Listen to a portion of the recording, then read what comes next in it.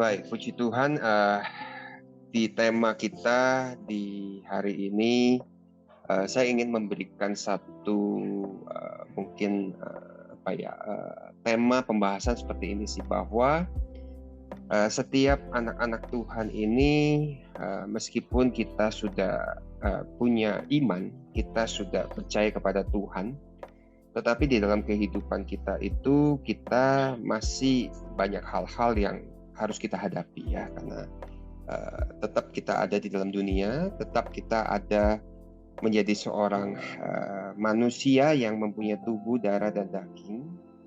Tetapi bagaimana kehidupan kita itu kita mulai dibentuk oleh Tuhan, sehingga iman kita itu bisa berjalan menjadi sesuai apa yang menjadi rencana dan kehendak Tuhan. Sebab seperti ini, seringkali di dalam manusia itu pasti masih ada namanya kekhawatiran ya, masih ada namanya kecemasan ya, untuk melihat apa yang akan terjadi, seperti apa dan lain sebagainya.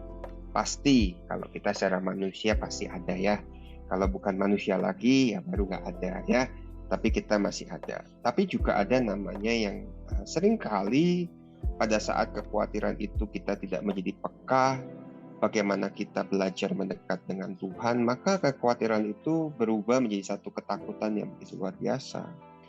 Sehingga kita mulai berpikir dengan cara berpikir kita mulai melakukan apa yang menjadi kekuatan kita, dan lambat laun secara tidak sadar kita mulai mengarah sesuatu yang bukan menjadi kehendak Tuhan. Nah, ini yang Tuhan seringkali ingatkan di dalam kehidupan kita, bahwa kekhawatiran itu seringkali timbul karena ada satu dosa di dalam kehidupan kita. Nah, ini saya ingin jelaskan dulu ya, supaya jangan tiba-tiba dengar kata dosa itu langsung shock gitu ya. So, nanti kita bilang, oh enggak kok, saya sudah nggak ngelakuin ini kok, itu dan lain sebagainya. Enggak, saya mau ngartikan dosa itu sebenarnya dari kata arti harmatia ya. Harmatia itu sebenarnya bukan bicara soal gini saja, seperti karena kalau kita dengar kata dosa itu kan sesuatu yang konotasi selalu negatif ya, mungkin mencuri, nipu, berbohong, mungkin melakukan dosa seksual, mungkin membunuh ya, dan sebagainya. Jadi kayaknya sesuatu yang kita selalu konotasi seperti itu. Tetapi harmatia itu sebenarnya berbicara mengenai bahwa kita tidak tepat sasaran ya. Kita tidak mencapai sasaran. Jadi pada saat kita melakukan segala sesuatunya tidak sesuai sasarannya Tuhan, itu sebenarnya adalah harmatia di dalam kehidupan kita, sehingga kita tidak berjalan di dalam kehendak Tuhan ya. Sehingga kekhawatiran itu akan menjadi satu hal yang besar. Dan kenapa? Karena kita sudah keluar dari apa yang menjadi rencana Tuhan buat kehidupan kita ya. Karena itu kita sebagai anak-anak Tuhan harus senantiasa belajar mengenal Tuhan ya. Sebab setiap orang memang percaya sama Tuhan. Si A juga percaya sama Tuhan, si B juga percaya sama Tuhan, si C juga percaya sama Tuhan. Tetapi percaya seperti apa yang harus kita jalankan di dalam kehidupan ini, yaitu bagaimana kita percaya tetapi kita juga mengenal Tuhan, pribadi Tuhan, sehingga kita mulai lambat laun kita mengerti apa yang menjadi rencana Tuhan, dan kita tidak keluar dari tujuannya Tuhan, sasarannya Tuhan ya. Sebab seringkali ini yang tidak disadari anak-anak Tuhan. Memang dia sudah nggak berbuat jahat, dia sudah nggak mencuri, dia sudah nggak nipu, dia sudah nggak berbohong, dia sudah nggak melakukan itu, tetapi dia belum masuk di dalam rencana Tuhan, kehendak Tuhan ya. Kalau kita bicara the fullness of God ya, the will of God yang di dalam kehidupan dia, sehingga bagaimana dia melihat badai, bagaimana dia melihat tantangan itu, dia hanya melihat dengan kacamata jasmani, yaitu kesulitan, kesusahan, kesesakan.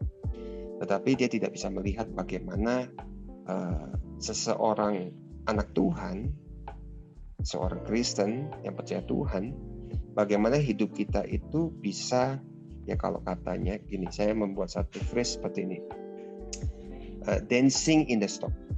Artinya bagaimana kita tetap dancing in the storm. Bukan kita senang dengan storm ya, nggak ada yang suka dengan storm ya, karena membuat kita sulit, susah dan lain sebagainya. Tetapi bagaimana kita bisa mempunyai damai sejahtera, kita bisa mempunyai kekuatan yang baru daripada Tuhan.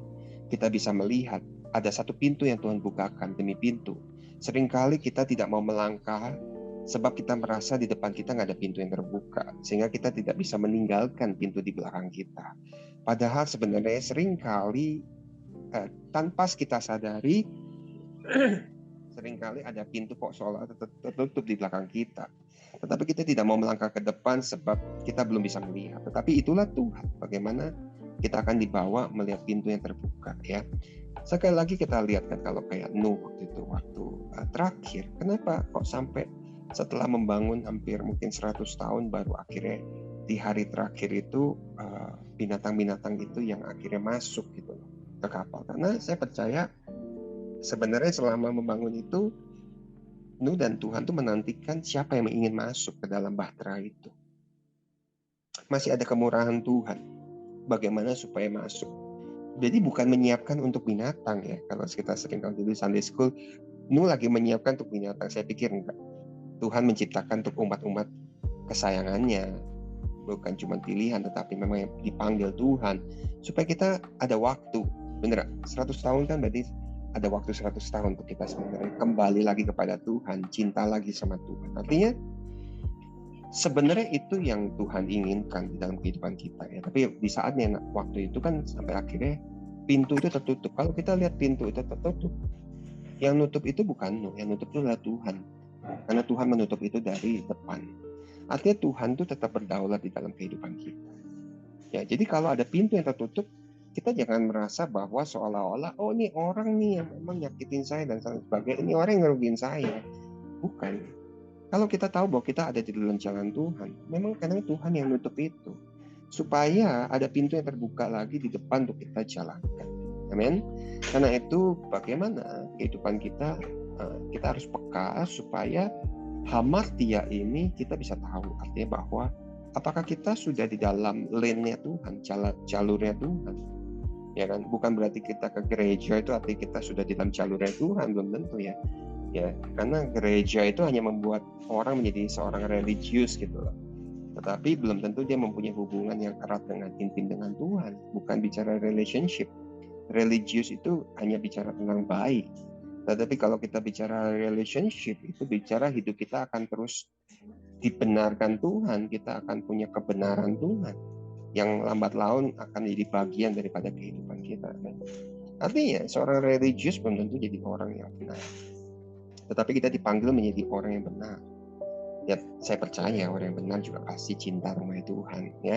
Tetapi bukan karena kita religius kita merasa diri kita sudah benar. Ini hal-hal yang kita harus pahami supaya jangan kita keluar daripada jalurnya Tuhan. Seolah-olah kita sudah berkorban, kita sudah melayani, kita sudah bekerja, kita sudah ke gereja. Tetapi hubungan kita dengan Tuhan, kita tidak merasakan cintanya Tuhan di dalam kehidupan kita.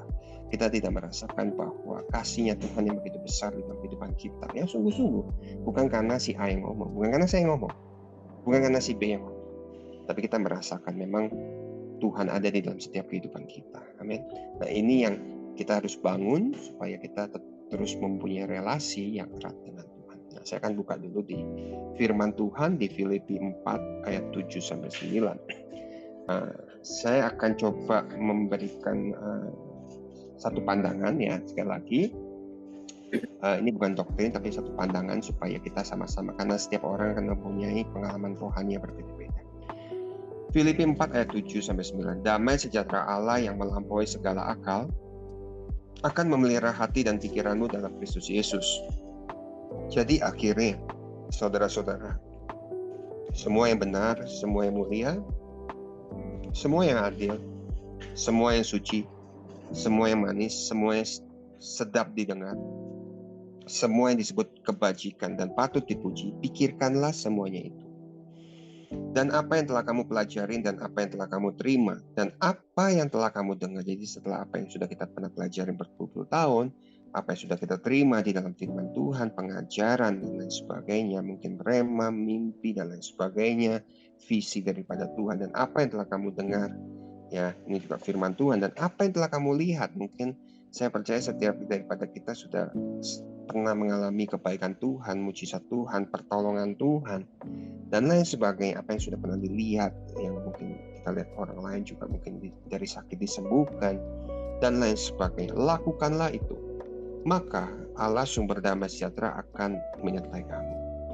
Satu hal yang Tuhan ingatkan di dalam setiap kehidupan kita, bahwa pada saat hidup kita ada di dalam Tuhan, maka Tuhan sebenarnya memberikan damai sejahtera Allah itu di dalam kehidupan kita. Tetapi memang seringkali pikiran kita itu kan sesuatu yang sulit diatur ya. Pikiran itu kan sesuatu yang sulit untuk dikontrol gitu. Karena pikiran itu bisa secara liar berpikir ya. Kita mungkin bicara nggak boleh berpikir begini, tapi kalau kita tidak belajar untuk menundukkan pikiran-pikiran Kristus di dalam pikiran Kristus, maka pikiran kita akan melayang kemana-mana. Dan ini pikiran yang akhirnya iblis bisa masuk di dalam pikiran kita ya. Makanya di ayat 8 berkata kan, jadi saudara-saudara semua yang benar, artinya engkau sudah belajar tentang kebenaran kok. Kebenaran yang pertama adalah kita harus ingat bahwa yaitu pengorbanan Tuhan di atas kayu salib. Yaitu apa? Tuhan menanggung segala dosa, setiap kesalahan, setiap hal Tuhan sudah tanggung. Nah ini kita harus paham bahwa setiap dosa kita pun sudah Tuhan tanggung di atas kayu salib. Artinya bahwa kehidupan kita adalah kehidupan yang memang sama seperti Kristus yang sudah mengampuni kita. Kita pun juga sama, kita harus mengampuni orang lain.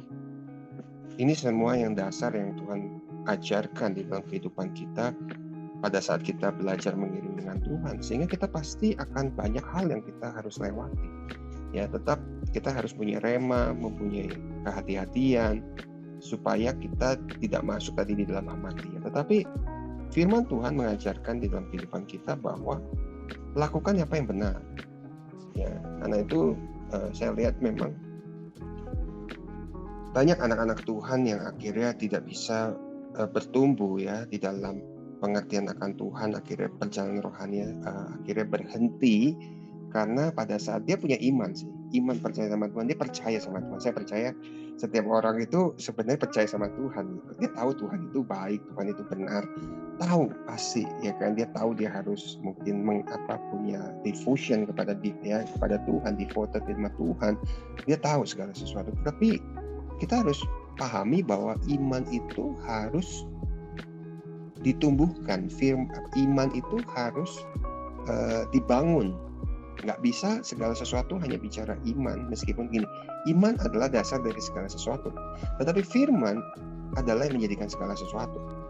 Dan hidup kita adalah hidup yang harus menghasilkan buah-buah kebenaran di dalam kehidupan ini. Itu yang akan membangun kehidupan kita sebenarnya. Bukan imannya, tapi buah-buah kebenaran itu sebenarnya nanti sepanjang perjalanan kita bersama dengan Tuhan itu yang akan membangun kita. Sehingga kita bisa mendapatkan apa yang menjadi janji Tuhan di dalam hidup itu. Yaitu ya tadi, mungkin salah satu yang kita bahas hari ini adalah damai sejahtera Allah. Bukan apa damai sejahtera yang Tuhan berikan, apa itu dunia bisa berikan, tetapi apa yang Tuhan berikan di dalam kehidupan kita. Ya tadi yang saya dapat rema itu. Gimana kita kok bisa akhirnya nanti kita harus bisa menikmati dancing in the storm gitu. Artinya kita bisa berdansa di dalam storm itu bukan karena kita senang, tetapi damai sejahtera itu memampukan kita tetap berjalan dengan smile. Kita tetap berjalan dengan pengharapan yang baru bersama dengan Tuhan, meskipun mungkin kelihatannya ada pintu yang tertutup di belakang kita. Kita berjalan bahwa kita tahu bahwa Tuhan sekali-kali tidak pernah membiarkan kita, dan Tuhan tidak sekali-sekali tidak pernah meninggalkan kehidupan kita. Never itu kan apapun kondisinya gitu. Sekali-kali pun itu kan artinya whatever your circumstances gitu, apapun kondisimu sebenarnya. Termasuk pada saat kita lagi seneng ya, termasuk pada saat kita diberkati, sebenarnya Tuhan nggak pernah ninggalin sih. Cuman Tuhan nggak pernah diajak pada saat kita senang. Itu aja sih ya. Sebenarnya Tuhan nggak pernah ninggalin. Saat susah Tuhan nggak pernah ninggalin. Amin. Saat senang sebenarnya Tuhan juga nggak mau ninggalin loh. Cuman yang kita sering lupa aja ya. Kita seolah-olah Tuhannya nggak ada ya. Padahal Tuhan ada di situ. Amin. Jadi artinya sekali-kali Tuhan tidak pernah meninggalkan kehidupan kita. Amin. Nah, damai sejahtera. Nah, apa yang harus kita bangun ya? Tadi saya kan hanya di Filipi 4:7-9 sama saya akan bahas satu ayat itu satu lagi di 2 Petrus 1 ya. 2 Petrus 1 ayat 5-7 ya. Kita akan bahas di dalam 2 ayat ini aja karena ini akan sangat berhubungan bagaimana kita membangun iman kita di dalam Tuhan ya. 2 Petrus 1 ayat 5-7, justru karena itu kamu harus dengan sungguh-sungguh berusaha menambahkan kepada imanmu kebajikan, dan kepada kebajikan pengetahuan ya, dan kepada pengetahuan penguasaan diri. Nah, saya akan coba kita berhenti di sini dulu, sebab iman yang kita sekarang sudah punya ini adalah iman yang harus ditambahkan dengan kebajikan ya. Kalau di English itu bicara virtue, artinya bicara bagaimana kita punya the Christian excellence di dalam kehidupan kita. Bagaimana iman itu harus ditambahkan dengan kebaikan-kebaikan, kesalehan di dalam kehidupan ini. Kalau kita sudah tidak bisa menambahkan, maka iman ini sudah nggak dibangun sebenarnya. Makanya kalau di ayat 7 itu kan berkata ya bahwa kepada kesalehan kasih akan saudara, dan kepada kasih akan saudara-saudara kasih akan semua orang. Sebab apabila semuanya itu ada padamu dengan berlimpah-limpah karena terus kita kerjakan, kamu akan dibuatnya menjadi giat. Akhirnya pada saat itu engkau akan mempunyai satu semangat yang baru mengiring dengan Tuhan. Sehingga pada saat ada pekerjaan Tuhan, pelayanan Tuhan, kita tidak menjadikan itu sebagai satu beban di dalam kehidupan kita. Tetapi itu kan menjadi satu sukacita yang begitu luar biasa di dalam kehidupan ini. Dan bukan cuma giat, berhasil. Artinya berhasil ini artinya bahwa di dalam pengenalanmu akan Yesus Kristus Tuhan kita, engkau akan mulai mengenal Tuhan secara pribadi, secara utuh. Dan bukan hanya itu, dan Tuhan pun mengenal kehidupan kita. Sebab kita ingat ya, kalau kita lihat di Perjanjian Baru satu hal ya, bahwa seringkali akhirnya orang itu sudah beribadah kepada Tuhan, sudah datang kepada Tuhan, mencari Tuhan, tetapi seringkali keluar daripada rencana Tuhan. Maka di akhirnya Tuhan bicara apa? Aku tidak pernah mengenal engkau. Karena kehidupannya tidak dibangun supaya kita hari demi hari mengenal Tuhan lebih dan lebih lagi. Nah ini, bagaimana kita menjadi umat Tuhan yang sama-sama percaya Tuhan, tetapi hidup kita harus kita bangun untuk kita mengenal Tuhan lebih lagi. Sehingga apa yang harus kita kerjakan, yaitu iman kita itu harus dibangun di dalam pengenalan akan Tuhan, di dalam kebaikan, kesalehan, dan lain sebagainya. Supaya kita bisa mulai peka dan kita mulai bisa memasukkan segala hal di dalam pikiran-pikiran kita tadi ya. Kita kembali ke Filipi 4 ayat 7-9, kita akan tetap di situ bahwa kita akan mulai bisa melihat semua yang benar, meskipun hatinya lagi nggak senang, ya kan? Mungkin hatinya sedang kecewa. Bisa saja kondisi lagi belum ada breakthrough, tetapi kita akan tetap melakukan sesuatu yang benar. Kita akan tetap teguh. Sebab sekali lagi kita menyadari bahwa iman kita jangan runtuh. Tetapi juga satu sisi kita tahu bahwa firman-lah yang menjadikan segala sesuatu di dalam kehidupan ini. Karena firman itu adalah Tuhan itu sendiri. Amin. Dan semua yang mulia, semua yang adil, meskipun kita mungkin dalam satu hal yang belum baik, tapi kita tetap melakukan hal-hal yang mulia, hal-hal yang terhormat, honorable ya. Kita jangan melakukan sesuatu yang justru mencuri kemuliaan Tuhan, yang akhirnya manusia melihat kita, orang-orang melihat kita bahwa akhirnya tidak bisa memuliakan Tuhan karena mungkin perkataan kita, perbuatan kita, teladan kita, dan lain sebagainya. Ini yang kita harus terus taruh di dalam pikiran-pikiran kita, yaitu pikiran Kristus. Sebab kalau pikiran ini kosong dan akhirnya kita isi dengan banyak pikiran dunia, maka pikiran ini menjadi liar. Ya, itu satu hal yang seringkali kita harus mengerti. Pikiran itu tidak bisa dikontrol. Oke, mulut sama hati kita bisa dijaga. Ya, memang mulut ini susah nih, lidahnya susah, tapi sebenarnya masih bisa dijaga. kalau kita terus jaga masih bisa. Hati juga sama seperti di Amsal 4 ya, kata jagalah hatimu dengan segala kewaspadaan. Artinya hati itu masih bisa dijaga, ya kan, dengan masukan yang baik. Hati masih, tapi kalau pikiran nggak bisa. Makanya saya lihat pekerjaan-pekerjaan si jahat hari-hari ini, iblis itu dia mengerjakan lewat pikiran, sehingga diberikan pengertian pengetahuan yang begitu luar biasa, ya kan, excitement yang begitu luar biasa, sehingga pikiran-pikirannya itu menjadi sesuatu pikiran-pikiran yang liar, yang lebih tahu, lebih bisa. Dia nggak butuh Tuhan, dia bicara tentang metode, dengan cara semua dan lain sebagainya. Nah, ini memang pekerjaan-pekerjaan si jahat, ya. Tetapi kalau kita bicara, apakah berarti kita nggak boleh? Oh, boleh, nggak ada masalah, no issue, no problem. Kita tetap harus belajar akan hal itu, ya kan? Tapi kita harus ingat bahwa yang menjadikan segala sesuatu itu adalah firman Tuhan, dan Tuhanlah yang berkuasa di dalam setiap kehidupan kita, sehingga kita tetap belajar banyak hal. Tetapi pikiran itu nggak menjadi tuan di dalam kehidupan kita, tetapi firman Tuhan yang menjadi tuan di dalam kehidupan ini, yang mengarahkan kita menjadi gembala di dalam kehidupan ini. Nah, ini yang firman ini yang harus kita terus taruh di dalam pikiran-pikiran kita terus, supaya kita tetap hidup di dalam dunia, tetapi firman itu yang menguasai pikiran-pikiran kita. Kalau enggak, pikiran kita akan dikuasai dengan hal-hal yang misalnya, oh ini orang nggak adil nih, nggak benar. Akhirnya kita menjadi hakim, akhirnya kita bisa menganiaya orang, kita judging people, ya. Ataupun kalau kita nanti pintar, kita merasa bahwa kita bisa mengerjakan segala sesuatu dengan kemampuan kita, kebisaan kita, network kita, kenalan kita, ya mungkin pengetahuan kita, kekayaan kita, dan lain sebagainya. Nah, ini yang kita harus sadar, kalau enggak kita akan masuk tadi di dalam hamartia tadi. Kelihatannya memang bukan dosa, tetapi ini sesuatu hal yang benang merah. Kalau kita tidak bisa lihat, maka kita tidak bisa masuk di dalam kehendak Tuhan. Kita tidak bisa masuk di dalam jalan-jalan Tuhan.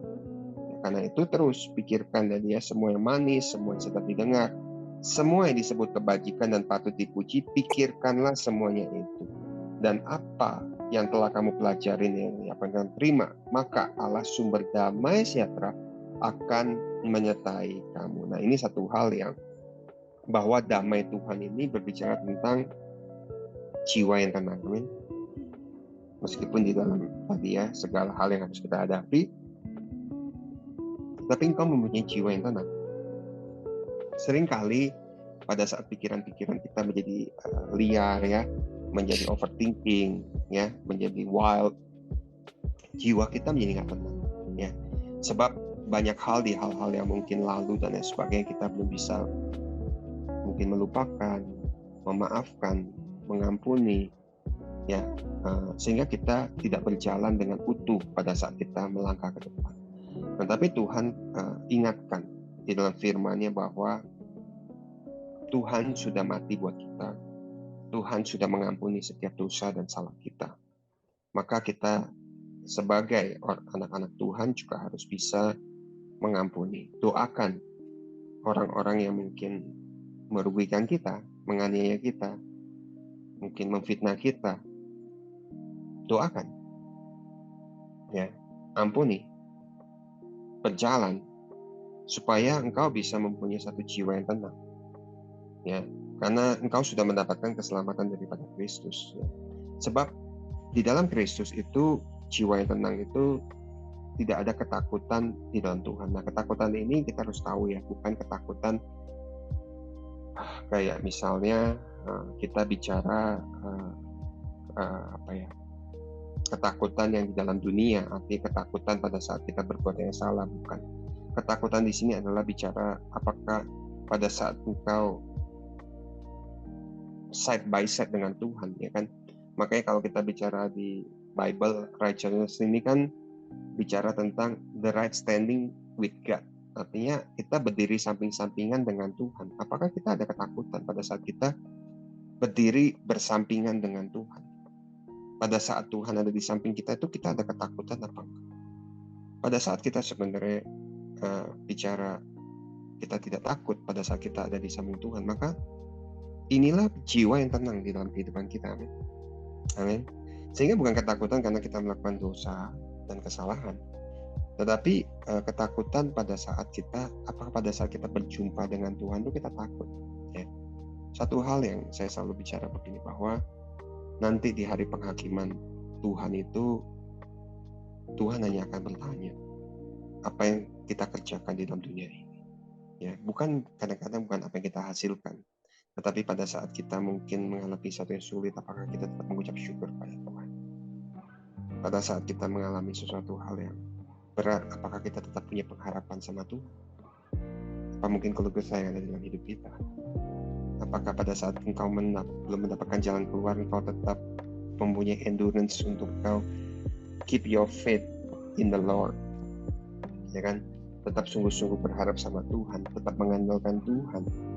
Nah, ini yang menurut saya ada nilai pada saat kita nanti di hari-hari terakhir, hari-hari penghakiman Tuhan, ya kan, yang malaikat akan menjadi saksi. Sebab hari-hari ini pun di sekitar kita ini ada malaikat yang menjadi saksi di dalam kehidupan kita. Amin. Yang nanti dia akan bersaksi. Oh, si A itu pada saat dia sulit, dia tetap melakukan sesuatu yang baik, dia jujur, dia tidak berkeluh kesah, dia tetap berharap sungguh-sungguh sama Tuhan. Nah, inilah hal-hal yang Roh Kudus akan memberikan damai itu di dalam kehidupan kita. Sehingga Roh Kudus itu akan menjadikan kita lebih dari pemenang. Bukan karena kita selalu menang. Ada kalanya kita nggak menang juga. Ya, tetapi damai Tuhan itu menjadikan kita lebih dari pemenang. Dan kita tetap bisa mengucap syukur kepada Tuhan. Ya, saya buka sedikit mungkin di Amplified Bible ya, kalau di tadi Filipi 4 ayat 7 ya. 7 saya mungkin bacakan saja, tapi ini di Amplified Bible ya, di Philippians 4:7 itu bicara gini. And God peace ya. Kalau di Amplified Bible itu bicara and God peace itu shall be yours. Ya kan, that tranquil state of a soul assured of its salvation ya, through Christ, and so fearing not from God. Artinya nggak pernah takut pada saat kita ada di dalam Tuhan. And being content ya, sebenarnya and being content with its earthly ya, a lot of whatever sort that is. Artinya kita bisa menjadi content dengan apa yang memang Tuhan berikan hari ini. Amin. Be content dengan apa yang bisa Tuhan berikan pada hari ini, sehingga kita bisa selalu be grateful ya. Dan itu yang disebut dia bilang adalah is peace ya kan. And then dia bilang gini, which transcend understanding shall garrison and mount guard over your heart and mind in Christ Jesus. Artinya sebenarnya garrison and mount guard ini suatu hal arti yang luar biasa. Artinya bahwa garrison ini adalah suatu kayak pasukan gitu. Kalau kita lihat suatu pasukan yang begitu besar yang menjaga benteng, menjaga kalau lagi perang itu yang isinya mungkin ratusan sampai ribuan ya kan serdadu dan lain sebagainya. Dan mount guard ini adalah kalau kita lihat mungkin kayak pengintai juga, pasukan tapi mengintai. Orang yang mengintai itu pasti lihat kan dengan seksama, dengan lihat pada saat mungkin yang 12 pengintai, oh kotanya seperti apa, ada apa, dan ini hal-hal yang Tuhan ingin ingatkan bahwa pada saat damai Tuhan ini akan memberikan kita kepekaan bagaimana kita tetap ada di dalam jalan-jalannya Tuhan. Seperti pasukan yang sedang menjaga pada saat ada serangan-serangan, pada saat ada sesuatu yang sudah mulai melenceng, pasukan ini dengan berjaga-jaga kan terus mengingatkan kita. Dan mount guard ini yang tadi ya mungkin pakai apa sih bilokular ya, apa yang teropong itu ya dan lain sebagainya, melihat ya kan, bukan tiba-tiba masalah di depan mata kita gitu ya, bukan begitu ya, tetapi yang kita sudah bisa diberikan Tuhan satu kepekaan, ini akan menjadi masalah dan sebagainya, saya harus hati-hati, saya harus aware, saya harus alert dan lain sebagainya. Ini sebenarnya yang Tuhan kerjakan di dalam kehidupan kita. So our God is amazing. It's amazing. Sebenarnya Tuhan sudah menyediakan itu di dalam kehidupan kita. Dan saya percaya damai sejahtera Tuhan itu harus ada di dalam kehidupan kita. Sehingga engkau akan mampu terus berjalan menjadi berkat pada saat engkau melewati setiap badai. Engkau nggak lihat lagi kesulitan yang kau hadapi. Sebab kekuatan Tuhan lebih besar dari kesulitan itu. Kasih yang Tuhan berikan lebih besar dari kesesakan kita. Kasih Tuhan yang Tuhan berikan lebih besar daripada kesulitan yang kita hadapi, maupun mungkin kekhawatiran di hari-hari ke depan. Tapi saya percaya satu hal begini, bahwa kalau kita terus berjalan, kita tidak keluar dari apa yang Tuhan mau di dalam kehidupan ini, maka kita akan tetap bisa melihat jalan Tuhan. Karena itu, jadikan hidupmu itu berjalan Tuhan, dan berikan di dalam setiap hatimu itu ada firman-firman Tuhan, supaya ada api yang menyala di dalam kehidupan ini. Ya, saya pernah baca satu artikel, ya, kata ini ada di Amerika, ya, mungkin brother yang semua lebih tahu, ya. Katanya ada satu artikel begini, katanya karena kan di Amerika itu katanya sering terjadi kebakaran hutan, ya, ada kebakaran hutan, ya, khususnya katanya di mana, California, ya, semua dan lain sebagainya. Sehingga ada satu pasukan itu yang berkata, katanya pasukan namanya Hotshot. Nah, satu pasukan ini bercerita gitu bagaimana mematikan api pada saat ada kebakaran hutan gitu, ya kan, macam-macam. Karena kebakaran hutan kan bisa mungkin pakai pesawat, pakai yang dari darat dan lain sebagainya. Nah, tetapi ada satu metode yang dia kerjakan adalah seperti ini, bahwa api itu kan sudah kelihatan dari jauh, ya. Nah, dia akan membuat satu parameter, dia akan membakar satu area itu. Nah, waktu membakar satu area itu, maka waktu api itu nyampe ke dalam parameter yang dibakar itu, maka api itu berhenti dan dia tidak menjalar lagi, sehingga dia membuat stop api itu. Mungkin api masih ada, tetapi tidak spreading, ya, mungkin kata tidak menjalar lagi ke tempat yang lebih luas. Itu sama. Api yang si jahat lepaskan itu kadang nggak bisa kita hindari. Sebenarnya nggak bisa kita hindari. Justru kadang semakin engkau sungguh-sungguh sama Tuhan, saya bukan membuat diskores, kadang-kadang api itu makin banyak. Ya, saya sering kali katakan, justru kadang-kadang orang itu hidup baik-baik, ya, karena nggak apa-apa, karena iblis juga merasa orang nanti sama neraka, ya, ngapain diganggu juga, gitu. Jadi ya udah biarin aja gitu sama-sama. Tapi kalau pada saat kau sungguh-sungguh sama Tuhan, maka api itu dari si jahat akan dilepaskan, sehingga mulai ada kebakaran-kebakaran kecil dan lain sebagainya. Tapi pada saat kita memberikan api Roh Kudus itu ada di dalam kehidupan kita, dan saya percaya yang kita bakar itu adalah kayu dan firman Tuhan.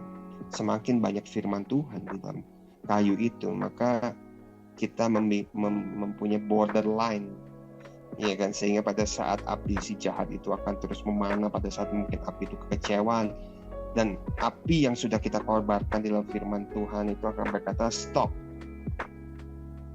enough. Saya tetap terus memikirkan sesuatu yang benar, sesuatu yang mulia, sesuatu yang sedap didengar, sesuatu apa yang menyenangkan hati Tuhan. Kita akan kuat. Tetapi kalau firman itu tidak ada, maka api itu akan menjalar. Dan seringkali manusia akhirnya terjebak dengan pikiran itu, kekecewaan, sehingga akan tumbuh menjadi akar yang pahit di dalam hidup ini. Dan itulah yang iblis inginkan, sehingga engkau kecewa, dan engkau sudah tidak bisa menghasilkan buah-buah yang baik di dalam hidup ini. Nah, makanya Hotshot itu katanya kalau dia memberhentikan api itu supaya nggak spreading, dia berikan itu dulu tuh. Nanti setelah api itu baru diberikan yang mungkin dari pesawat semua dan lain sebagainya. Karena kalau terus spreading, dia susah untuk menghentikan kobaran api itu, ya. Apalagi nanti mungkin ada angin, cuaca panas, mungkin ada ranting kering yang lebih banyak dan lain sebagainya. Jadi artinya bahwa sama seperti hidup kita, sekali lagi kita tidak bisa kadang-kadang menghentikan api si jahat. Kadang-kadang kita kecewa dengan orang, ya, disakiti orang, dirugikan. Kadang kita nggak bisa. Tapi kita satu hal, kita bisa menjaga hati kita dengan firman Tuhan. Bakar, supaya pada saat nanti mungkin kita nggak kuat dan sebagainya, kita bisa stop. Karena Tuhan memberikan damai sejahtera yang melebihi dari segala akal dan pikiran. damai sejahtera yang melebihi segala akal pikiran ini kan bukan sesuatu yang earthly pasti.